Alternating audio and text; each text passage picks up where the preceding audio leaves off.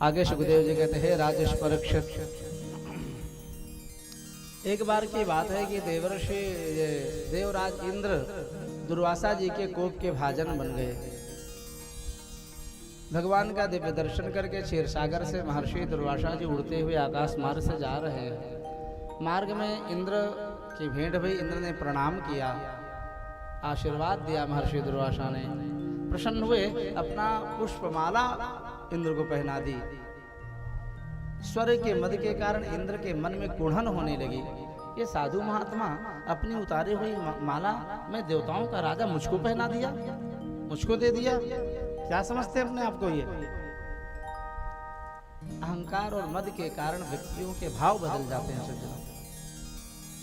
जो अहंकारी व्यक्ति होता है वह अपने आप को इतना ऊंचा मानता है कि सामने वाले का स्तर ही उसको नहीं समझ में आता कुछ।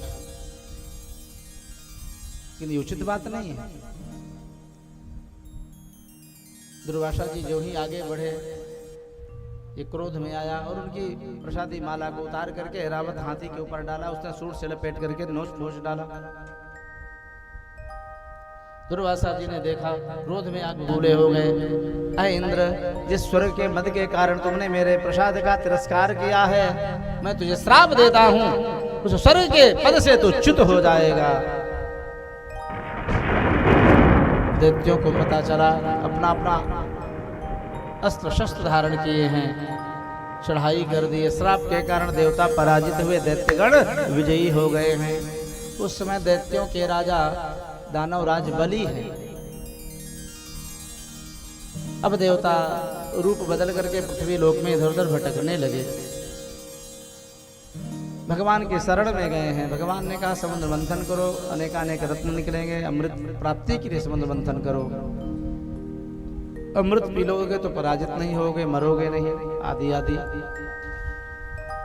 इसके लिए दैत्यों को तुम्हें साथ में सहयोग लेना पड़ेगा। ये इतना विशाल काम है कि अकेले तुम लोग नहीं कर पाओगे, इसलिए दैत्यों का भी सहयोग चाहिए इसके लिए। इस प्रकार से दानवराज बलि के दरबार में देवगण सब गए हैं स्वर्ग लोक में। अन्य दैत्य तो कुपित होकर के युद्ध करने के लिए तत्पर हुए, अपना अस्त्र शस्त्र धारण करने लगे। लेकिन मना किया बलि ने, नहीं, ये युद्ध करने नहीं आए हैं। युद्ध करने आते तो अस्त्र शस्त्र लेकर के आते, ये निहत्थे आए हैं। इससे पता चलता है संधि विग्रह कालविद, ये संधि के लिए आए हैं। देवराज इंद्र ने कहा है, हे दैत्यराज, मैं आपसे मैत्री करना चाहता हूं। समुद्र मंथन करना है, आप सहयोग करिए। आगे मंदराचल की मथानी, नागवासु की नेति रस्सी की तरह प्रयोग हुआ। अनेकानेक प्रकार की औषधियां क्षीर सागर में डाली गई। सर्व के मुख की तरफ भगवान की इशारा को, आज्ञा को देख करके देवता लगे तो दैत्य नाराज हो गए। मैं सर्प के पिछवाड़े पूछ को नहीं पकड़ूंगा, पिछवाड़ा पूछ। अहे दैत्यम अमंगल पूछ, अहे पुच्छम अमंगलम। भगवान मुस्कुराए हैं, देवताओं को इशारा कि भैया तुम ही लोग पूछ की तरफ आ जाओ, इनको ही फन की तरफ लग जाने दो। भयंकर मंथन प्रारंभ हुआ सज्जनों। जब कुछ नहीं निकल रहा था, काफी ज्यादा समय बीता, तो निर्ममंथा जितः स्वयं भगवान नारायण अजित अवतार धारण करके चतुर्भुज रूप में स्वयं ही मंथन करने लगे। और इधर वह मंदराचल पर्वत अनाधारो ह्यपोविशत, अनाधार होने के कारण अंदर नीचे बैठने लगा। भगवान ने विशाल काय कच्छप का रूप धारण किया है, कूर्मावतार धारण किया भगवान ने। मंदराचल पर फिर प्रकट हो गया, मंथन होने लगा। सर्वप्रथम हलाहल विष प्रकट हुआ है, पूरी त्रिलोकी जलने लगी। समुद्र के जीव जंतु भयभीत होने लगे। देवताओं को लेकर के भगवान महाविष्णु शिव जी की शरण में गए हैं, कैलाश पर्वत पर गए हैं। बड़ी सुंदर स्तुति किया है देवदन ने। भगवान शिव ने माता पार्वती से, जो बगल में बैठी हैं, उनकी अर्धांगिनी हैं, उनसे पूछा है, अनुमति लिया है, हे देवी, तुम देख रहे हो सामने तुम्हारे सपुत्र देवगण आए हैं, इनके प्राणों की आपरी है, हलाहल विष पीने को कह रहे हैं, आपकी क्या अनुमति है, क्या राय है? यहाँ पर शिव जी के पूछने पर सुखदेव जी कहते हे परीक्षित जी, प्रभाव ज्ञान ममोदत, भगवान शिव महामृत्युंजय हैं, अविनाशी ब्रह्म हैं, ये हलाहल विष इनका कुछ नहीं बिगाड़ पाएगा। इसलिए उन्होंने अनुमोदन दे दिया, प्रभु आप विषपान कर लीजिए।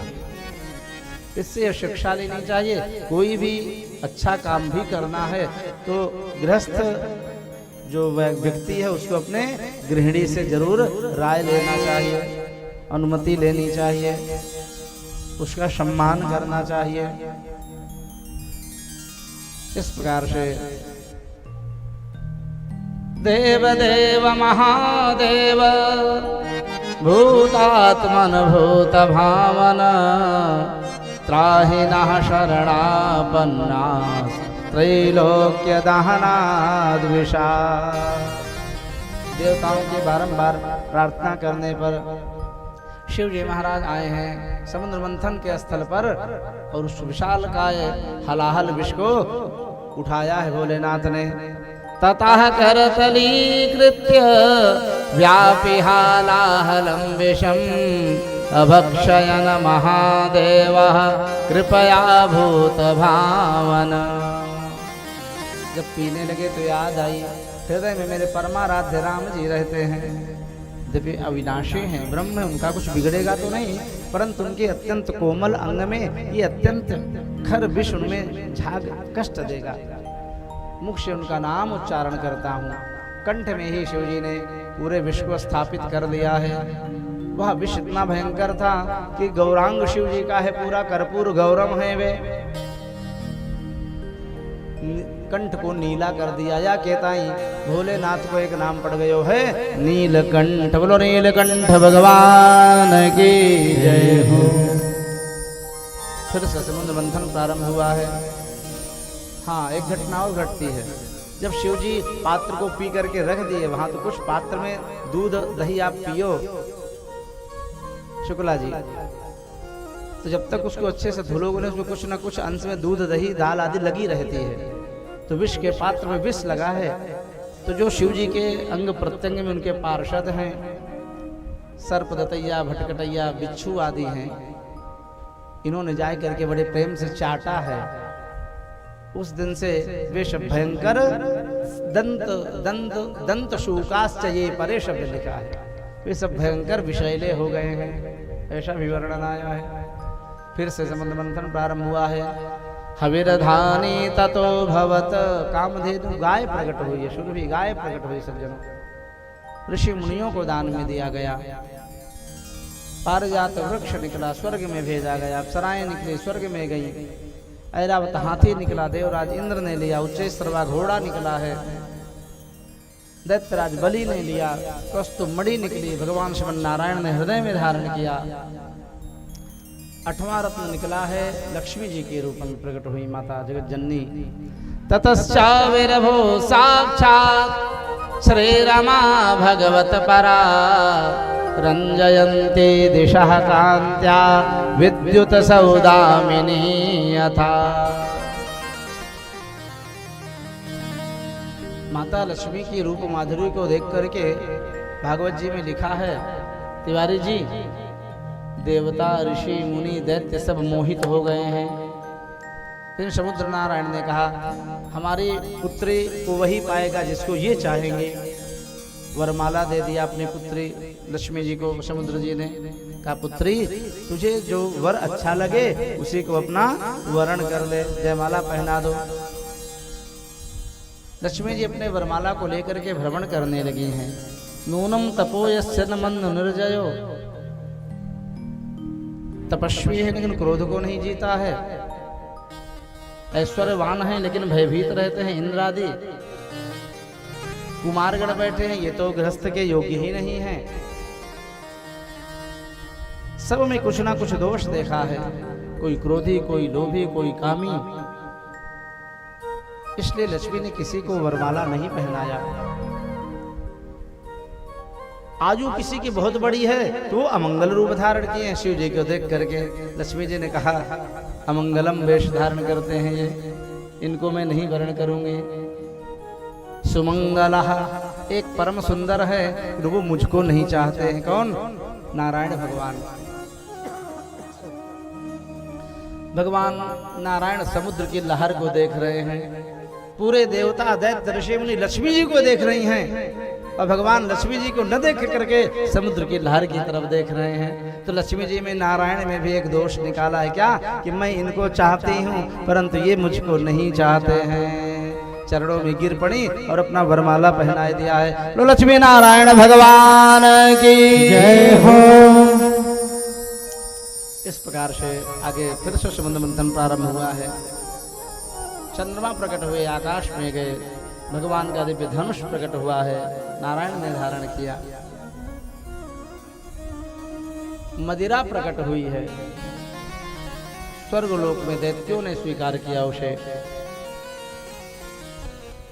श्रीमणि रंभा वारुणी अमी शंख गजराज कल्पद्रुम शश धेनु धनु धनवंतर विषबाज। 14वां रत्न अमृत कलश लेकर के धनवंतर जी प्रकट हुए। हरे अंशांश संभव, भगवान के अंशांश जी उत्पन्न है। स्वरभानु नाम के दैत्य ने अमृत कलश छीन करके आकाश में भगा, पीछे पीछे सब दैत्य भी उड़े। अहम पूर्वम ना तुम इति प्रभो। पहले मैं पीऊंगा अमृत, पहले मैं पीऊंगा, मैंने भी मेहनत किया है, मैंने भी मेहनत किया है। लेकिन बेचारे देवता सब उदास हो गए हैं। उदास देवताओं को देख करके भगवान महाविष्णु मुस्कुराने लगे। दुखी मत हो देवताओं, अभी मैं मोहिनी अवतार धारण करके साधे इससे स्वमाया, अपनी माया से तुम्हारे कार्य को सिद्ध किए देता हूँ। भगवान ने तत्क्षण परम सौंदर्य में मोहिनी अवतार धारण किया, नारी का अवतार धारण किया। भगवान ने रूप लिया है और जिधर से दैत्यगण आकाश में उड़ते हुए जा रहे हैं, कुछ दूरी पर आकाश में प्रकट हो गए। अपने हाथ में कमल लेकर के मुस्कुराते हुए मोहिनी भगवान सुंदर सुंदर पायल आदि रुंझुनाते हुए, बजाते हुए, तिरछी निगाह से मोहते हुए उनके सामने ही पहुंच जाते हैं। भागवत जी में तो लिखा है भैया, मोहिनी भगवान की रूप माधुरी को, अंग प्रत्यंग को देख करके देवता सब पृच्छयार्दिताः, कामदेव से पीड़ित हो गए और कहते हैं अहो रूपम अहो धाम अहो अस्यानवम वयः। आहा सुंदरी, तुम कहाँ, किसकी पुत्री हो, कहाँ से आई हो, तुम्हारा परिचय क्या है, तुम्हारा विवाह हुआ कि नहीं हुआ। मुस्कुराते हुए भगवान ने कहा नहीं, अभी नहीं हुआ है। कहा हम पर कृपा कर दो। कहा देखो दैत्यों, जो उत्तम कुल के लोग होते हैं, जिस स्त्री का परिचय नहीं जानते कभी उसको वर्ण नहीं करते हैं। कि स्त्रियों का हृदय बड़ा दारुण होता है, कपटमय होता है, स्वार्थ में आकर के वे न जाने क्या कर जाएं। अतः तुमको विश्वास नहीं करना चाहिए हमारे ऊपर। अब ऐसे ऐसी बात बोले के लिए था, दैत्यों को और विश्वास हो गया, ये अच्छी है तभी तो ऐसी बातें कर रही है। ये तुम्हारे हाथ में अमृत कलश कहाँ कैसे पाया? कहा समुद्र मंथन में पाए। कहा समुद्र मंथन तो देवताओं ने किया, उनको नहीं दिया। कहा हमारे सगे सौतेले भाई हैं, बाप एक हैं, माताएं अलग अलग हैं। बस जब तुम लोग अपने सगे भाई को अपना भाग नहीं दे सकते हो, नीति से रहित हो, धर्म से रहित हो, तो हम ऐसे व्यक्ति को वर्ण नहीं करूंगी। देवता सब आश्चर्य, तो नहीं देवी ऐसी बात है तो आप ही अमृत ले लो, चाहे देवताओं को पिलाओ, चाहे जो करो। ठीक है, पहले मैं देवताओं की पिला दूं, नीचे का आपको गाढ़ा गाढ़ा पिलाऊंगी। 2 पंक्ति बनवाया है मोहिनी भगवान ने, देवताओं की और दैत्यों की। देवताओं को अमृत ढाल के पिलाते जा रहे हैं, तो तिरछी निगाह से दैत्यों को मोहित करते जा रहे हैं। लेकिन स्वरभानु नाम के दैत्य को शंका हुई, कुछ दाल में काला है, अमृत कलश तो चुकने वाला है अमृत पात्र से, ये हम लोगों को क्या पिलाएगी देवी। तुरंत माया से देव रूप धारण करता है, सूर्य चंद्र के बीच में जाकर के बैठ गया चुपके से। सूर्य चंद्र ने देख लिया, पंक्ति भेद नहीं करना चाहिए, इस सिद्धांत के कारण मोहिनी भगवान ने जानते हुए भी अमृत पिला दिया स्वरभानु दैत्य को। सूर्य चंद्र कहते प्रभु ये क्या किया आपने, ये दैत्य है, रूप बदल के आया है। उनकी प्रसन्नता के लिए भगवान ने सुदर्शन चक्र के द्वारा उसका वध किया है। कट तो गया सिर, लेकिन मरा नहीं स्वरभानु। सिर भी अमर हो गया, धड़ भी अमर हो गया, राहु केतु की उत्पत्ति हुई। शेष सज्जनों, दैत्यों ने देखा न तो ये मोहिनी है, न सोहिनी है, न रोहिणी है, ये तो मायावी विष्णु है। उदायुधा अपने अपने अस्त्र शस्त्र को उठाए और भयंकर देवासुर संग्राम होने लगा। अमृत के प्रभाव से भगवान की कृपा के कारण देवता विजयी हुए, दैत्य पराजित हुए, इंद्र के द्वारा बलि मारे गए। ब्रह्मा जी ने नारद जी को भेजा, नारद जी ने युद्ध रुकवाया।